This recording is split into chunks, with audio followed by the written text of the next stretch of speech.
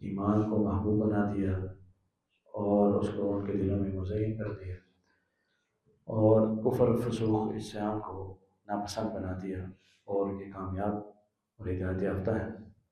اللہ کے فضل اور اس کی نعمت سے، اور اللہ خوب جاننے والا، خوب حکمت والا ہے۔ اس بیان کے بعد رب تعالیٰ کو پتہ تھا کہ مسلمانوں کے درمیان کچھ اختلافات پیدا ہوتے رہیں گے اور آپس میں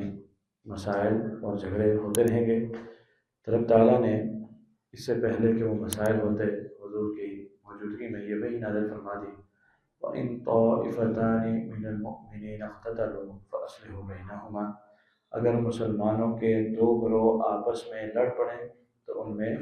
صلح کرا دو، ان میں صلح کرا دو۔ فَإِن بَغَتْ إِحْدَاهُمَا عَلَى الْأُخْرَى،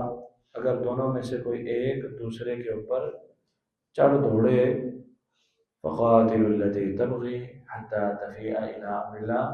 تو اب جو مظلوم ہے اس کے ساتھ ہو کر کے تم ظالم کے ساتھ لڑو، حَتَّى تَفِيءَ إِلَىٰ أَمْرِ اللَّهِ، یہاں تک کہ وہ اللہ کے فیصلے اور اللہ کی بات کے اوپر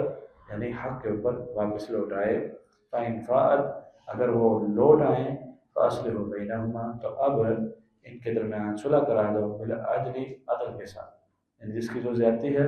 اس کو اس کی زیادتی بتائی جائے، اور جو جس کا حق ہے وہ حق دلوایا جائے، عدل کیا جائے۔ وَأَقْسِطُوا، اور انصاف کیا کرو، ان اللہ یحب المقسطین، اللہ رب العزت انصاف کرنے والوں کو پسند کرتا ہے۔ یہ آیت بہت اصولی آیت ہے، اور بڑے اس میں اسباق ہیں، بڑے اس پر لمبی چوڑی بات چیت ہو سکتی ہے، لیکن مختصر بات یہ ہے کہ مسلمان آپس میں لڑ سکتے ہیں، ان کی آپس میں کوئی لڑائی جھگڑا ہو سکتا ہے، کرنا نہیں ہے، حکم نہیں ہے، منع کیا گیا ہے، لیکن اگر کسی وجہ سے اب ہو گیا، کسی نے بھی پہل کی، اب ہو گیا، تو پھر اب کیا ہے، ایک تو وہ آپس میں جب لڑ رہے ہیں تو وہ مومن ہیں، وَإِن طَائِفَتَانِ مِنَ الْمُؤْمِنِينَ اقْتَتَلُوا، مومنوں کے درمیان آپس میں لڑائی ہو جائے، اب تعالیٰ دونوں کو مومن ہی کہہ رہے ہیں، یہ نہیں کہ آپ انہوں نے آپس میں جنگ کی ہے تو اب یہ کافر ہو گئے، یہ مومن ہی ہے، یہ ان کا ایمان اپنی جگہ برقرار ہے، لیکن کیا ہے، فَأَصْلِحُوا بَيْنَهُمَا، باقی مسلمانوں کا یہ فرض بنتا ہے یا دوسرے گروہوں کا یہ فرض بنتا ہے کہ اب وہ دونوں کے درمیان صلح کرا دیں، اگر تو صلح ہو جائے تو ٹھیک، اور اگر ان میں سے کوئی ایک اب زیادتی کرے، صلح نہ کرے، یا پھر یہ ہے کہ وہ ظلم کر رہا ہو اور وہ ظلم پر برقرار ہو، تو پھر حضور نے فرمایا انصر اخاک ظالما او مظلوما، اپنے بھائی کی مدد کر، خواہ وہ ظالم ہو خواہ وہ مظلوم ہو۔ ظالم، صحابہ کرام فرماتے ہیں کہ مظلوم تو سمجھ آتا ہے کہ اس کی مدد کیا ہے، ظالم کی مدد کیا ہے، ظالم کی بھی بھلا کوئی مدد کرتا ہے، حضور نے فرمایا مظلوم کی تو مدد یہ ہے کہ اس کو ظلم سے بچایا جائے، ظالم کی مدد یہ ہے کہ اس کو ظلم سے روکا جائے اور اس کو جہنم میں جانے سے روکا جائے۔ تو یہاں پر رب تعالیٰ بھی یہ بات سمجھا رہے ہیں کہ اب اگر آپس میں ان کی لڑائی چل رہی ہے اور ایک اب زیادتی کر رہا ہے، تو جو کمزور ہے، جو مظلوم ہے، اس کے ساتھ مل کر کے ظالم کے ساتھ تم لڑو، یہاں تک کہ ایک تمہاری طاقت ہو، اور مقابلے میں جب وہ کمزور ہو جائے اور واپس پلٹ آئے تو پھر اب بیٹھو اور جرگہ کراؤ اور فیصلہ کر دو عدل کے ساتھ، اور اللہ رب العزت عدل کرنے والوں کو، انصاف کرنے والوں کو پسند کرتا ہے۔ پھر اللہ تعالیٰ فرماتے ہیں آیت نمبر 10 میں انما المؤمنون اخوہ، مومن آپس میں بھائی ہیں، فاصلحوا بین اخویکم، اپنے بھائیوں کے درمیان صلح کراتے رہا کرو، تماشائی نہ بن جایا کرو، آپس میں لڑ رہے ہیں تو دیکھنے نہ لگ جایا کرو، ان کو آپس میں مزید نہ ابھارا کرو۔ دیکھتے ہیں معاشرے میں اگر کوئی آپس میں دو لڑ پڑتے ہیں تو تماشائی ہوتے ہیں جو مزید انہیں ابھارتے ہیں کہ مزید لڑیں اور مزید ایک دوسرے کو ماریں، نہیں، مومن آپس میں بھائی ہیں، ان کے درمیان صلح کراؤ، اگر کوئی لڑائی ہو جائے تو صلح کراؤ، واتقوا اللہ، اور اللہ سے ڈر جاؤ، لعلکم ترحمون، تاکہ تم پر رحم کیا جائے۔ تو یاد رکھیے کہ مسلمانوں کے جتنے مشاجرات ہوئے، خصوصاً صحابہ کرام رضوان اللہ علیہم اجمعین کے دور میں، تو رب تعالیٰ یہی فرما رہے ہیں کہ وہ اہل ایمان ہیں، وہ آپس میں لڑ گئے تب بھی وہ ایمان پر ہیں۔ وہ حدیث کے سباب المسلم فسوق وقتال کفر، مسلمان کو گالی دینا گناہ ہے اور اس سے لڑائی کرنا کفر ہے، تو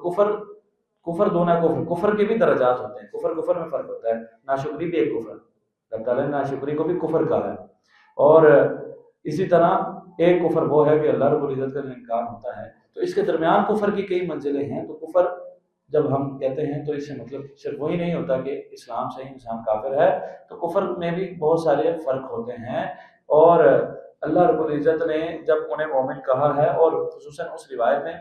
जब हुजूर मिंबर पर तशरीफ़ फरमा थे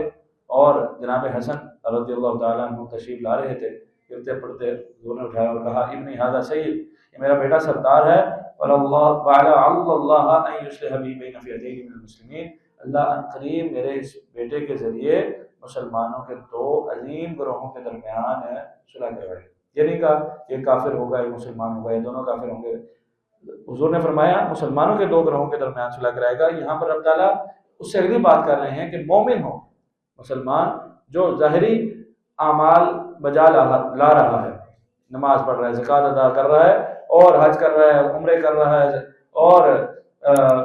रमज़ान के रोज़े रख रहा है, बज़ाहिर वो दीन के ऊपर अमल कर रहा है, वो मुसलमान है। लेकिन मोमिन जिसके दिल में ईमान है, जिसके दिल में ईमान है, जो सच्चा पक्का मुसलमान है, पक्का मोमिन है, रब ताला फरमा रहे हैं ये भी आपस में लड़ सकते हैं। अगर हो जाए तब भी ये ईमान से खारिज नहीं होते, ईमान इनके अंदर दाखिल रहता है। लेकिन अब बाकियों का काम है कि इनके दरमियान सुलह करा दें। तो ये बात समझने की ज़रूरत है कि अगर उनके मुशाहिदात हुए तो हमें उनके लिए रहम की दुआ करनी है। हमें यही बात रब ताला ने भी सिखाई, यही बात हुजूर ने सिखाई, यही बात सहाबा किराम और ताबीन और असलाफ ने, मुहद्दिसीन किराम ने हमें यही बात समझाई है कि इन मुसलमानों के दरमियान जब तुम मौजूद हो तो सुलह करा दो और